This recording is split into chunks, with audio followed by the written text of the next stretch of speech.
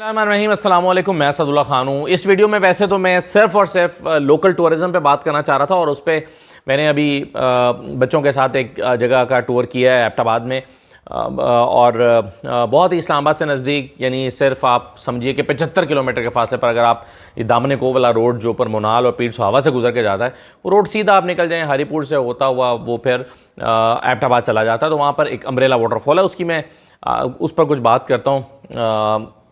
लेकिन उससे पहले दो तीन चीज़ें जो हैं वो एक चीज़ें इनफैक्ट जो रात से डिस्कस हो रही हैं उस पर हल्का हल्का सा मैं कमेंट कर देता हूँ।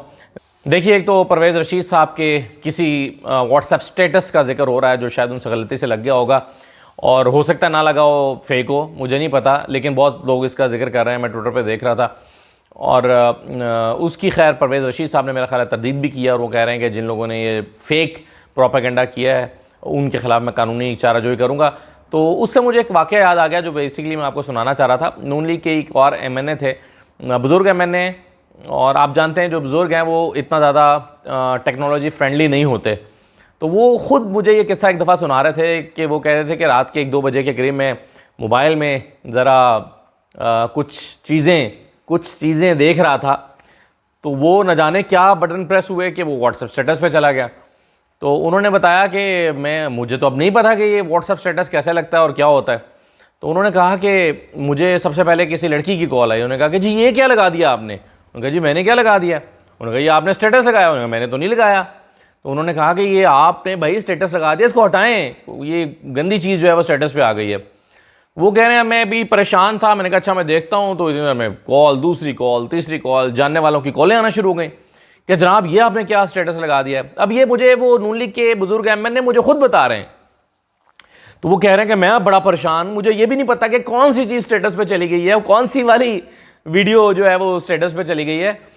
तो वो कह रहे हैं कि मैं बड़ा परेशान हुआ, तो मुझे फिर फ़ोन आना शुरू हो गया। उन्होंने कहा जी अब मुझे समझ ना आए इसको हटाते कैसे हैं। तो उन्होंने बताया कि मैंने अपने बेटे को जगाया, उनका बेटा भी एमएनए रहा है। तो वो कहते हैं फिर मैंने अपने बेटे को जगाया, उसको कहा कि ओ भाई उठो, ये मेरा स्टेटस रिमूव करो, ये क्या लग गया है। तो कह रहे हैं उसने वो किया तो मेरी जान छूटी।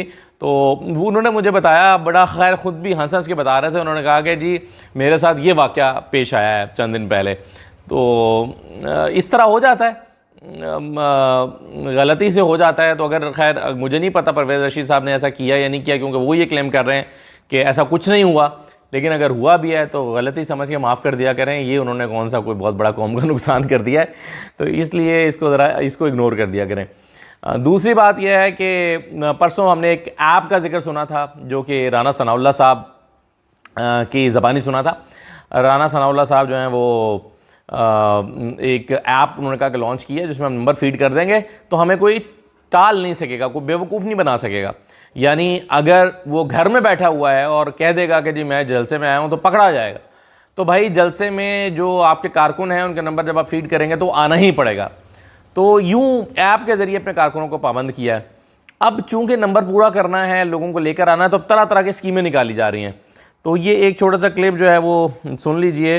ये नून लीग के एक रहनुमा हैं, वो कह रहे हैं, सुनिए, 27 सेकंड का क्लिप है। पहले आप सबको बताया जा रहा है कि 2-1-2-5 जो 21 तारीख को ज्यादा बंदे लेके आएगा मियां नवाज शरीफ को वेलकम करने के लिए, इसको 2-1-2-5 एनए 135 हमारा, उससे 2 पीपियां आती है।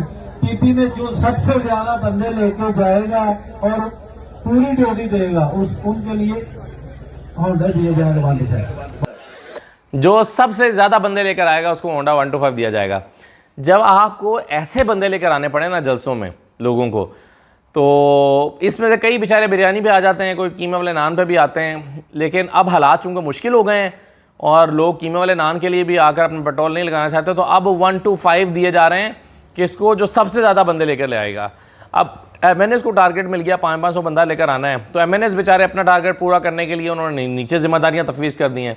उन्होंने अपना टारगेट पूरा करने के लिए मोटरसाइकिलें बांटना शुरू कर दी हैं। तो ये इस तरह अगर आपने बंदे लालच दे के पूरे करने हैं तो फिर मियाँ साहब से मोहब्बत तो फिर ना हुई ना। मतलब मियाँ साहब से मोहब्बत का तकाजा ये है कि आप गैर मशरूत तौर पर शिरकत करें, गैर मशरूत तौर पर उनको वेलकम करने के लिए जाएँ और किसी लालच में मत जाएँ। और कोई लालच मत रखें जहन में कि इस वजह से हमें जाना है और ये जाएंगे तो ये फ़ायदा होगा। तो क्योंकि मोहब्बत जो है वो इस तरह से शराइत के साथ नहीं होती, मोहब्बत तो गैर मशरूत होती है। अच्छा जी, आ जाएँ ज़रा आखिरी बात पर। इनफैक्ट मैं आपके साथ कुछ विजुअल्स शेयर करना चाह रहा था जो मैंने बनाए। वहाँ पर जाकर मैं अभी बच्चों के साथ गया अम्ब्रेला वाटरफॉल। एन मुमकिन आप में से कुछ लोग गए हों, लेकिन जो नहीं गए, इस्लामाबाद, रावलपिंडी या कुर्बो जवार के जो लोग हैं उनके लिए तो ये बहुत ही आसान है। और ये जो 75 किलोमीटर का रास्ता है, जब आप दामने को से निकलते हैं, मोनाल जाते हैं, पीर सुहावा जाते हैं, वो सीधा रास्ता आप चले जाएँ, एक जबरी गांव आता है, तो जबरी गांव से आप राइट साइड पे एक सड़क लेकर वहाँ से कोई 30-35 किलोमीटर, 31 किलोमीटर शायद होगा, तो वो उस गांव में आपसे उससे रास्ता निकलता है और वो सीधा आपको अम्ब्रेला वाटरफॉल ले जाता है। अब ये जो रास्ता है, ये रास्ता ख़ुद अपने तौर पर ही इतना खूबसूरत है कि आपको यानी आपका सफ़र तो वहीं से शुरू हो जाता है। आप समझिए कि जैसे आप मोनाल क्रॉस कर लेंगे ना, तो आपका एक जो टूर है वो शुरू हो जाएगा, क्योंकि आप सारे रास्ते को फिर महसूस होते चले जाते हैं, उसको एंजॉय करते हैं। फिर जब आप इस पे अम्ब्रेला वाटरफॉल पे पहुंचते हैं गाड़ी खड़ी करके, तो फिर वहाँ से आपको नीचे पैदल उतरना पड़ता है।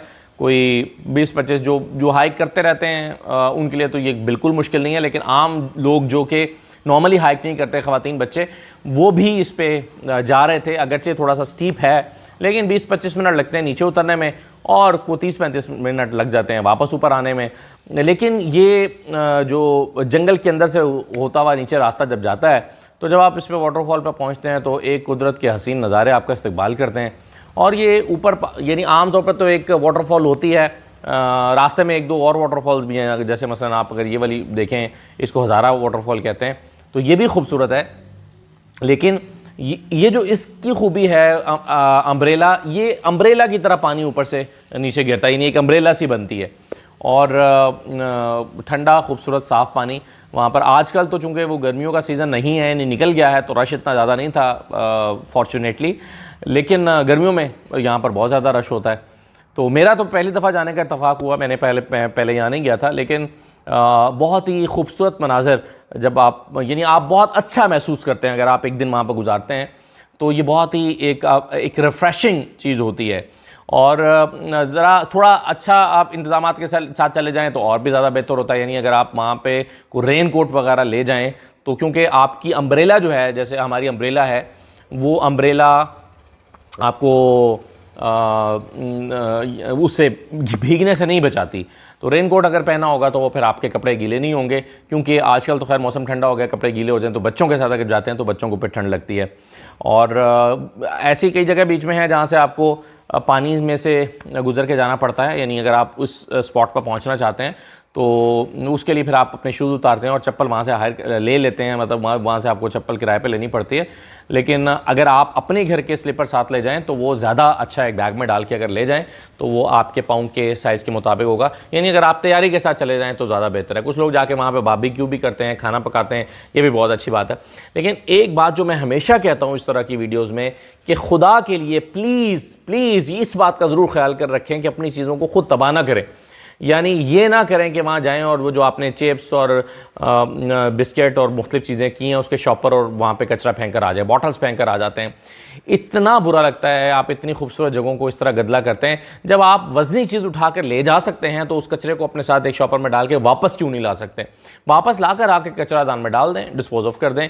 लेकिन आप सोचेंगे जब आप वहाँ पर कचरा फेंक कर आएंगे तो थोड़ा थोड़ा कचरा जब सब लोग वहाँ पर फेंकेंगे तो उस जगह का क्या हाल हो जाएगा? नेचर को तो आप अपने हाथ से तबाह करते हैं। तो इसलिए प्लीज़ जो लोग ये सुन रहे हैं, मैं हमेशा जब भी इस तरह की कोई वीडियो करता हूँ तो मैं हमेशा ये मैसेज देता हूँ कि खुदा के लिए चीज़ों को तबाह ना करें और सफाई का ख्याल रखें। अब चीज़ें जब आप यानी जब मागला पे हम यहाँ पर ट्रेल थी पे हाइकिंग करने के लिए जाते हैं तो अब यहाँ पर बहुत बेहतर हो गया है।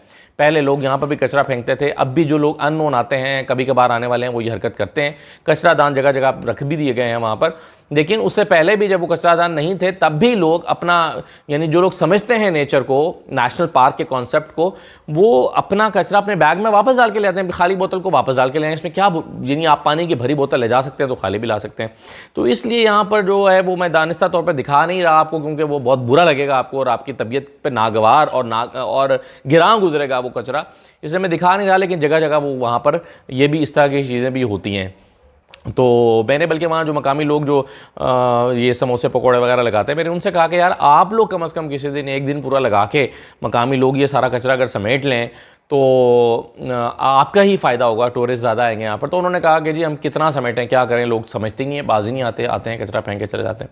लेकिन खैर ओवरऑल ये फील बहुत ही ज़बरदस्त थी, जिसमें आप जब एक ठंडे पानी में कुछ वक्त गुजारते हैं और पहाड़ों के यानी जंगल के बीचों बीच पहाड़ों के दामन में इस तरह से एक आबशार बन के पानी नीचे गिर रहा होता है और बहुत ही अच्छा फील होता है आपको जब आप उसके नीचे खड़े होते हैं, भीगते भी हैं और उसमें टाइम भी गुजारते हैं। तो हमारी रूटीन इतनी टफ़ होती है और इतना हर वक्त ख़बरों में, यानी आप सुबह उठते हैं ना तो 6-7 अखबार आपके टेबल पे पड़े होते हैं, वो आपने अखबार देखने हैं, फिर आपने ट्विटर देखना है पूरा, फिर मोबाइल में हर वक्त देखना पड़ रहा होता है, व्हाट्सएप ग्रुप से जिसमें खबरें आ रही होती हैं। तो जब इतना सारा कुछ आप कर रहे होते हैं तो आपको आपका दिमाग थक जाता है। तो एक दिन निकालना बहुत ज़रूरी है अपनी रूटीन और मसरूफियात में से। तो दोबारा मैंने अपने दोस्तों से कहा है, सिद्दीक जान वगैरह से और बाकी लोगों से, कि अब मैं सब दोस्तों को के साथ वहाँ पर जाएंगे, ताकि जो लोग नहीं गए हैं, मेरे खैर दोस्तों में से तो कोई भी नहीं गया हुआ, जो हमारे इस्लामाबाद के दोस्तों का ग्रुप है, तो वहाँ दोबारा जाते हैं और देखते हैं कि बाकी सब लोगों को कैसा लगता है। तो आप लोग भी अगर जाएं तो आई एम श्योर कि आपको भी बहुत अच्छा लगेगा। तो पाकिस्तान की जो लोकल टूरिज़्म है इसको ज़रूर प्रमोट करें, पाकिस्तान की खूबसूरती को प्रमोट किया करें, क्योंकि आप यूट्यूब पे डालते हैं, फेसबुक पे तस्वीरें डालते हैं, वो पूरी दुनिया में प्रमोट होती हैं कि अच्छा ये पाकिस्तान है। तो ये पाकिस्तान के लिए की एक सर्विस भी है। इजाज़त दीजिए, अल्लाह हाफ़िज़।